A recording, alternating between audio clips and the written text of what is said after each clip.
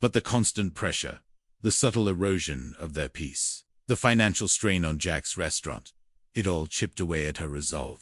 She saw the exhaustion in Jack's eyes, the worry lines etched deeper into his face, and a part of her wondered if, perhaps, her father was right. Maybe she was holding Jack back. Maybe her choice to be with him was costing him too much. The thought was a poison, slowly spreading through her mind, threatening to undermine the very foundation of their love.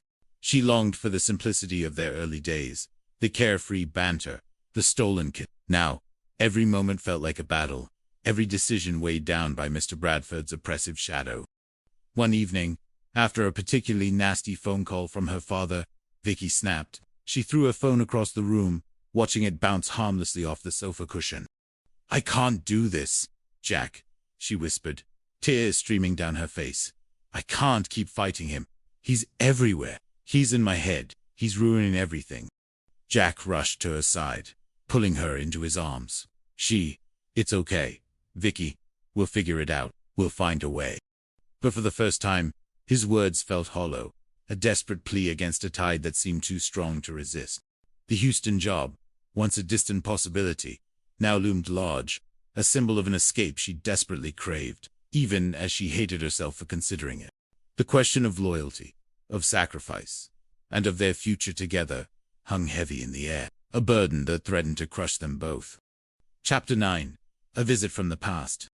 The tension in the apartment was palpable, a constant, low hum beneath the surface of their daily lives. Vicky's internal struggle over the Houston job gnawed at her, and Jack's battle to save the Regal Beagle consumed him. They were fighting on two fronts, and the emotional and financial toll was mounting. One afternoon, as Jack was wrestling with a particularly stubborn plumbing issue in the restaurant, the doorbell to their apartment rang. Vicky, expecting another one of her father's intrusive visits, approached the door with a weary sigh. But it wasn't Mr. Bradford. Standing on their doorstep was a woman with kind eyes, a warm smile, and a distinct air of gentle authority. She held a small, neatly wrapped gift in her hands. "Hello, dear. You must be Vicky. I'm Helen Tripper, Jack's mother." Vicky's jaw dropped. Jack hadn't told his parents about their living arrangement, let alone the saga with Mr. Bradford. He had mentioned a camping trip, a flimsy excuse to buy himself time. And now, his mother was here. "Mrs. Tripper. Oh my goodness. Please, come in," Vicky stammered, ushering Helen into the apartment, her mind racing. The apartment, though clean, was still sparsely furnished, a stark contrast to the traditional, well-appointed home she imagined Jack's mother lived in. Helen's gaze swept over the living room, taking in the boxes, the lack of curtains, the overall sense of a life still being built. Her smile remained, but Vicky detected a flicker of surprise, perhaps even concern, in her eyes. "It's lovely, dear, so modern." Helen's tone was polite, but Vicky knew it was a diplomatic understatement. "Jack mentioned he was on a camping trip. I suppose this is a very urban camping experience." Vicky blushed. "Well, Jack and we decided to live together, Mrs. Tripper. He was going to tell you, but things have been a little complicated." Helen's eyebrows rose slightly, but she simply nodded, her expression unreadable. "Complicated? Well, I certainly didn't expect to find my son camping with such a charming young woman." Her eyes twinkled with a warmth that immediately put Vicky at ease, despite the awkwardness of the situation. "Where is that boy? Anyway, I thought I'd surprise him." Just then, Jack, covered in grease and looking utterly disheveled, emerged from the restaurant below, having finally fixed the plumbing. He looked up, saw his mother standing in the doorway of his new apartment, and froze. "Mom?" His voice was a strangled gasp, a mixture of shock and horror. Helen turned, her smile widening.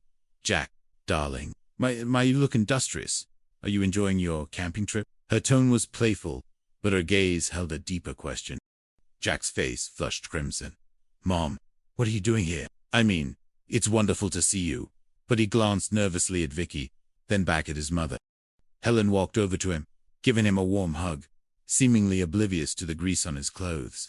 "A mother worries, Jack.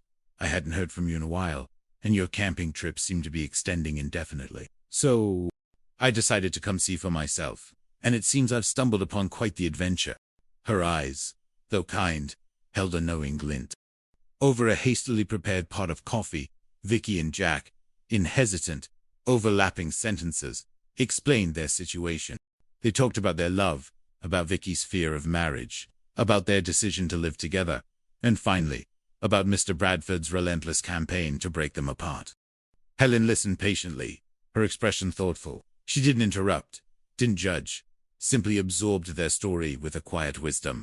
When they finished, a heavy silence fell over the room. Finally, Helen spoke, her voice gentle but firm.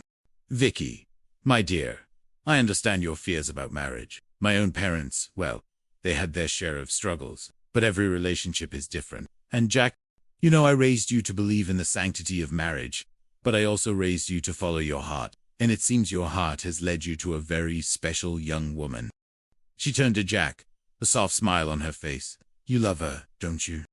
"More than anything, Mom." His voice was raw with emotion.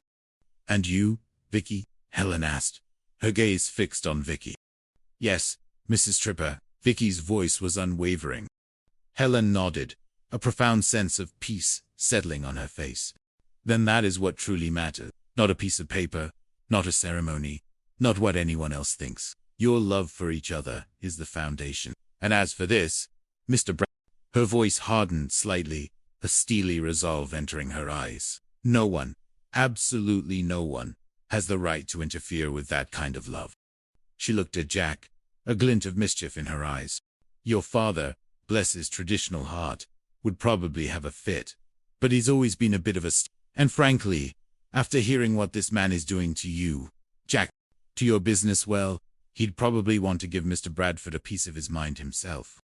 Jack stared at his mother, stunned. He had expected judgment, perhaps a lecture, but instead, he found understanding, and, surprisingly, an unexpected ally.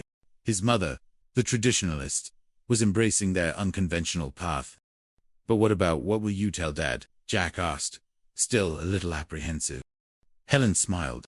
"I'll tell him that his son has found true love, and that he's building a life with a remarkable woman, and if he has any objections, he can take them up with me. I've been dealing with stubborn men my whole life." Her eyes twinkled, and Jack knew, with a certainty that warmed him to his core, that his mother was firmly in their corner. Her visit, though unexpected, was a breath of fresh air, a much-needed injection of warmth and support into their strange lives. Helen stayed for a few days, observing their dynamic, offering quiet encouragement, and even helping Jack in the restaurant, charming customers with her gentle demeanor. Her presence seemed to temporarily ward off Mr. Bradford, who, perhaps intimidated by her calm resolve, kept his distance. As Helen prepared to leave, she pulled Jack aside. "Don't let that man break your spirit, Jack. You're a good man, and a talented chef. And Vicky, she's a gem. Hold on to each other. Love is a powerful thing, and it will always find a way." Her words resonated deeply within Jack. His mother's blessing, her unwavering support, gave him a renewed sense of strength, a fresh resolve to fight for his love and his livelihood. He wasn't alone in this battle. He had Vicky, and now he had his mother's powerful, unwavering love backing them up. The fight against Mr. Bradford was far from over, but now they had a stronger army. Chapter 10. Janet and Philip's Return.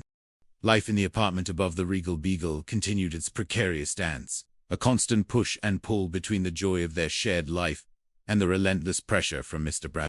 Jack fought his battles in the restaurant, struggling with dwindling supplies and escalating fines, while Vicky navigated the emotional minefield of her father's manipulative calls. But amidst the storm, there were occasional rays of sunshine, reminders of the world beyond their immediate troubles. One such ray arrived in the form of a postcard, brightly colored and depicting a pristine Hawaiian beach. It was from Terry. "Aloha, Jack and Vicky. Hawaii is absolutely breathtaking. The sun, the sand, the surf. It's everything I dreamed of, and more. I've started volunteering at a small clinic on a remote part of the island. The people here are so warm and grateful, and I feel truly useful. It's hard work, but incredibly rewarding. The natives have welcomed me with open arms. They even taught me how to surf. Thinking of you both. Hope things are settling down there. Don't let anyone dim your sparkle.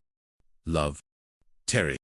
Vicky read the postcard aloud to Jack, a wistful smile on her face. "Sounds like she's really found her calling." "Good for her," Jack murmured, a hint of envy in his